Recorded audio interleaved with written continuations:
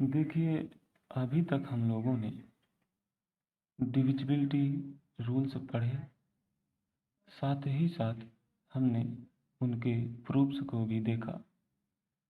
अब हम लोग डिविजिबिलिटी पर आधारित बेहद ही महत्वपूर्ण प्रश्नों को हल करेंगे। यह प्रश्न पिछली कॉम्पिटिटिव एग्जाम्स में पूछे गए हुए क्वेश्चंस हैं और आगे आने वाली कॉम्पिटिटिव एग्जाम्स के लिए भी बहुत ही महत्वपूर्ण है। चाहे वह एग्ज़ाम कोई भी हो, एसएससी हो, बैंक हो, रेलवे हो, यूपी टेट या सी टेट, कुछ भी हो। ठीक, अब हम हल करेंगे पहला क्वेश्चन। 4 के पावर 61 प्लस 4 के पावर 62 प्लस 4 के पावर 63 निम्न में से किससे विभाज्य होगा? 3 से, 11 से, 13 से या फिर 17 से। देखिए, यह प्रश्न एसएससी 10+2 2013 के एग्जाम में पूछा गया क्वेश्चन है। ठीक, अब हम इसको हल करेंगे। 4 के पावर 61 प्लस 4 के पावर 62 प्लस 4 के पावर 63। ओके, तो देखिए, इस प्रश्न को हल करने का सबसे अच्छा जो तरीका है वह ये है कि जो सबसे कम घात वाला पद है ना, उसको हम कॉमन ले लेंगे। सबसे कम घात वाला पद कौन सा है?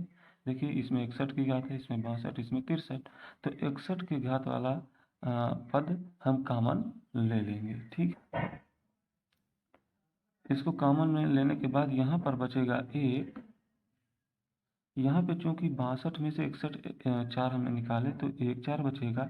यहाँ 63 में से 61 निकाले हुए हैं तो यहाँ पे 4 घाते 2 बचेगा। ठीक, इसको और आगे सॉल्व करें तो यहाँ पे 1 प्लस 4 प्लस 4 के पावर 2 को हम लिख सकते हैं 16, है ना।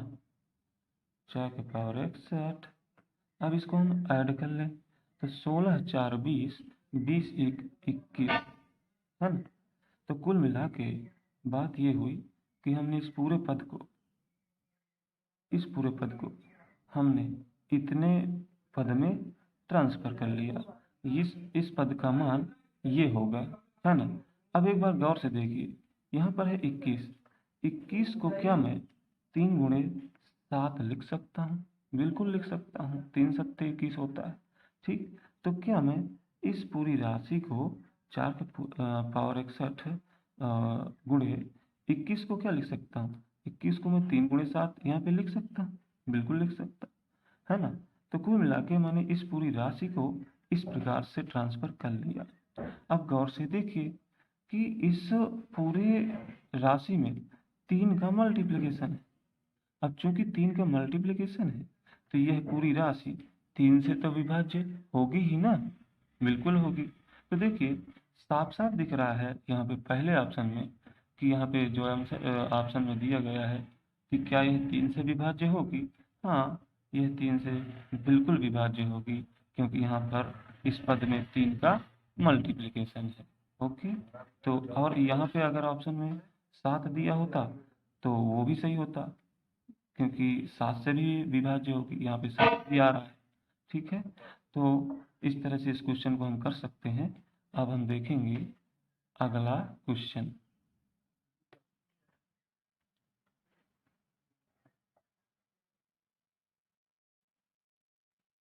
देखिए, ये क्वेश्चन नंबर 2 है हमारे पास। यह क्वेश्चन भी एसएससी 10+2 2013 के एग्जाम में ही पूछा गया था। देखते हैं, यदि 100 और 1000 के बीच के किसी पूर्णांक के अंकों का योगफल संख्या से घटाया जाए तो परिणाम सदैव होगा 6 से विभाज्य, 2 से विभाज्य, 9 से विभाज्य या फिर 5 से विभाज्य, है ना। तो देखिए, इस क्वेश्चन के 2 सलूशन मैं दूंगा। एक इसका ट्रिकी सलूशन होगा और दूसरा डिटेल सलूशन होगा। जो ट्रिकी सलूशन होता है वो एग्जाम में जब हम बैठे होते हैं तब बहुत ही उपयोगी होते हैं क्योंकि यह टाइम को बचाते हैं। ठीक, अब हम हल करते हैं इसको। देखिए, सबसे पहले मैं ले रहा हूँ इसका ट्रिकी सॉल्यूशन। तो देखिए हमें क्या करना है, 100 से 1000 के बीच की कोई संख्या ले लेनी है। 100 से 1000 के बीच के किसी पूर्णांक के अंकों का योगफल संख्या से घटाया जाए, है ना। तो 100 से 1000 के बीच का कोई भी नंबर आप ले लीजिए। मैंने यहाँ पे ले लिया, मान लीजिए मेरे पास मैंने ले लिया 124, मान लीजिए मैंने यही ले लिया, ठीक है, कोई पूर्णांक ले लिया। अब क्या करना है, पूर्णांक के अंकों का योगफल, इसके अंकों का योगफल लीजिए। तो इसके अंकों का योगफल करिए, 1 + 2 कितना हुआ, 3, 3 + 4 7, यानी कि इस संख्या के अंकों का योग हुआ 7। अब क्या करना है, संख्या से घटाना है, मतलब जो भी हमने संख्या ली है उस संख्या में इसके अंकों का योग करके घटाना है, जो कि हमारा आया है 7, है ना। तो देखिए अब इसको घटा दें तो कितना बचेगा हमारे पास, 124 में से 7 गए, 117 बचेगा, है ना। तो जो भी परिणाम आए, परिणाम वह सदैव होगा 6 से विभाज्य होगा कि 2 से होगा कि 9 से कि 5 से, ये हमको बताना है। तो हमारे पास जो परिणाम आया वह किस इनमें से किस नंबर से विभाजित होगा, हमें यह देखना है। तो हम ऑप्शन बाई ऑप्शन इसको चेक करेंगे। देखिए पहला ऑप्शन है 6 से विभाज्य, तो क्या यह 6 से विभाज्य होगा। तो देखिए 6 से विभाजिता का जो नियम है वो इस प्रकार है कि 6 से अगर किसी नंबर को विभाजित होना है तो उसको 2 व 3 दोनों से विभाजित हो जाना चाहिए, है ना। तो हम यहाँ पे 6 से विभाजित करने के लिए 2 व 3 से विभाजिता देखेंगे। तो सबसे पहले देखते हैं 2 से विभाजिता। 2 से विभाजित है, अगर 2 से विभाजित हो गया तो 3 से भी विभाजित होना चाहिए, और 3 से भी विभाजित हो जाए तो इसका मतलब वह 6 से विभाजित है। तो हम सबसे पहले देखते हैं कि क्या यह 2 से विभाजित हो रहा है।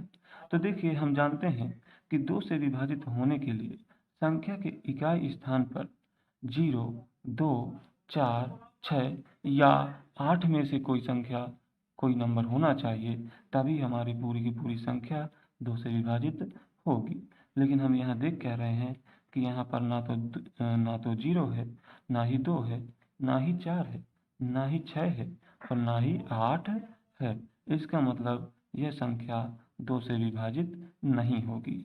तो अब चूंकि यह 2 से ही विभाजित नहीं है तो 6 से विभाजित हो ही नहीं सकती। तो यहाँ पे 6 से विभाजित नहीं होगी, इसका मतलब पहला ऑप्शन गलत है। देखिए 2 से तो विभाजित हो ही नहीं रही ना, अभी तो हमने यही तो देखा। तो 2 से भी विभाजित होने वाला जो ऑप्शन है वह गलत है। एक बार देखिए लास्ट ऑप्शन आप देखिए, इसमें जो ऑप्शन दिया हुआ है 5 से विभाज्य। तो देखिए आप 5 से विभाजिता का जो नियम है उसको याद करिए। वह नियम कुछ इस प्रकार से है कि किसी संख्या के अंतिम अंक या तो 0 हो या तो 5 हो, इनमें से कुछ हो, तभी वह 5 से विभाजित होगी, अन्यथा नहीं होगी। तो हम देख क्या रहे हैं, ना तो यहाँ पर 0 है और ना ही यहाँ पर 5 है, इसका मतलब यह 5 से विभाजित नहीं होगी। इसका मतलब बचा कौन सा ऑप्शन, सी ऑप्शन, 9 से विभाज्य।